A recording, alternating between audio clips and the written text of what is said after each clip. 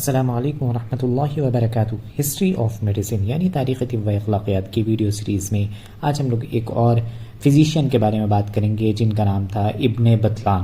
آج کی ویڈیو میں ہم لوگ بات کریں گے ابن بطلان کے بارے میں۔ سب سے پہلے ان کا تعارف دیکھیں گے یعنی انٹروڈکشن۔ ابو الحسن مختار بن عبدون بن سعد ابن بطلان 11ویں صدی کا ایک قابل قدر طبیب اور بلند پایہ فلسفی گزرا ہے۔ یعنی ابن بطلان 11ویں صدی کا ایک بہت ہی گریٹ فزیشین اور بہت ہی اچھا فلاسفر گزرا ہے۔ یہ مذہب سے تو عیسائی تھا اور بغداد کا رہنے والا تھا۔ وہ علم کا دلدار تھا یعنی علم کا بہت شوقین تھا۔ اپنی پوری زندگی علم حاصل کرنے کے لیے اس نے سفر کیا۔ یہ 1063 عیسوی یعنی 1063 AD میں انطاکیہ میں وفات پایا، یعنی 1063 AD میں اس کی ڈیتھ انطاکیہ میں ہوئی۔ اس کے بعد ہم لوگ بات کریں گے ابن بطلان کی تعلیم و تربیت، ایجوکیشن اینڈ ٹریننگ کے بارے میں۔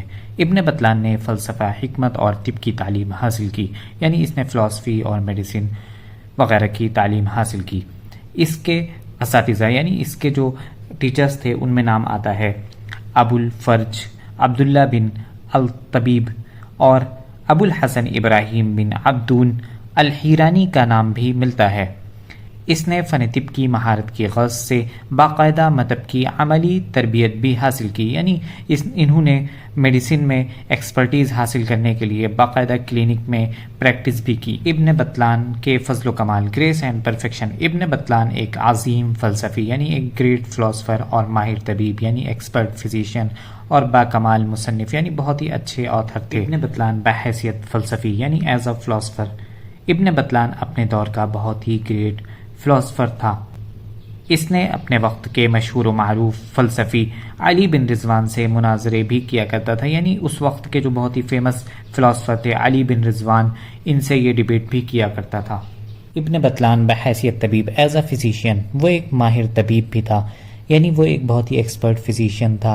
اپنے مطلب پر خاص طور سے توجہ دیتا تھا، یعنی اپنے کلینک کا بہت اچھے سے دھیان دیتا تھا اپنے کلینک پر۔ اس کے علاج کی بنیاد مطالعے سے زیادہ مشاہدے اور تجربے پر ہوا کرتی تھی، یعنی یہ جو علاج کیا کرتا تھا پیشنٹ کا، اس کی جو بنیاد تھی وہ اسٹڈی سے زیادہ وہ ایکسپیریمنٹ اور ایکسپیرینس پر ہوا کرتی تھی۔